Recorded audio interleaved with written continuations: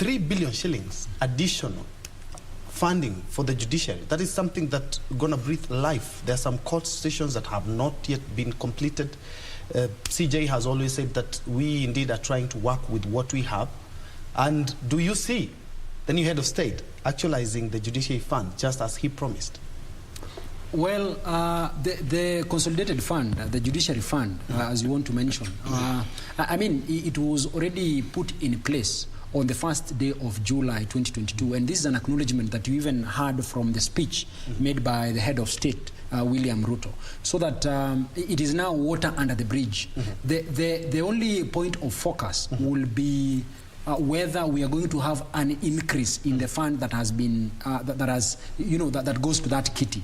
And one thing that we must recognize is I mean, I must commend Dr. Ruto for at least the kind of step that he has taken, that of mending the relationship between the judiciary and the executive.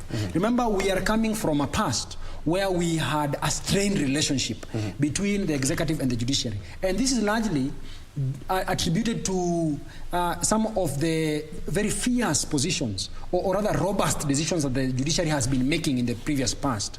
Recall that in the year 2017, on the first day of September, immediately after the annulment or rather the declaration of the election of President Ruto, President Uhuru then and his deputy Ruto then was invalidated by the Supreme Court, being headed by Emeritus retired Chief Justice Kenani David Maraga.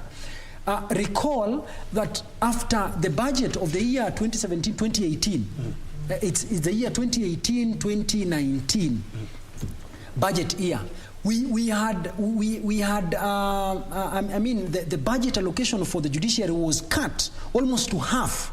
And this was really a reaction that was this was a reaction following the annulment of the win that the then president had secured with his deputy, who is current president.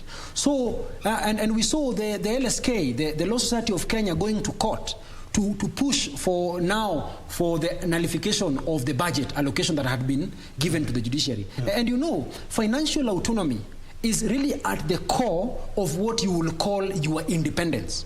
And we have seen every time when the judiciary has to rely so much on the executive as far as the budget allocation is concerned, that is where the independence of the judiciary is actually stifled. That is where we have our independence as the judicial or the judiciary as an independent arm of government interfered with. And you will also recognize that from the speech that was made by the President Ruto is that he recognizes that some of the interference we had with the National Police Service, especially from by the executive, was largely due to the financial dependency that the National Police Service has and the financial dependency that the judiciary has been having.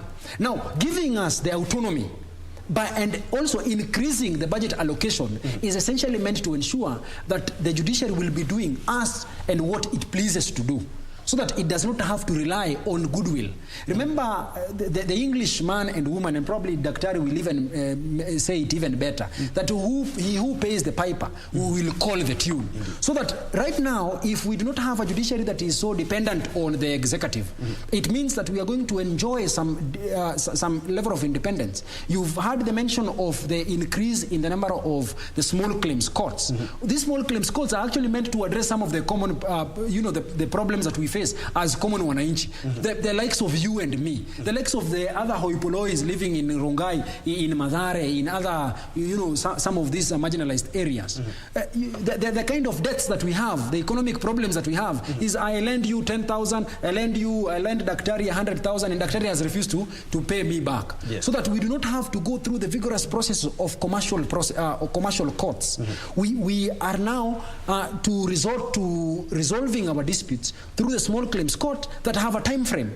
They should settle their disputes within 2-3 months.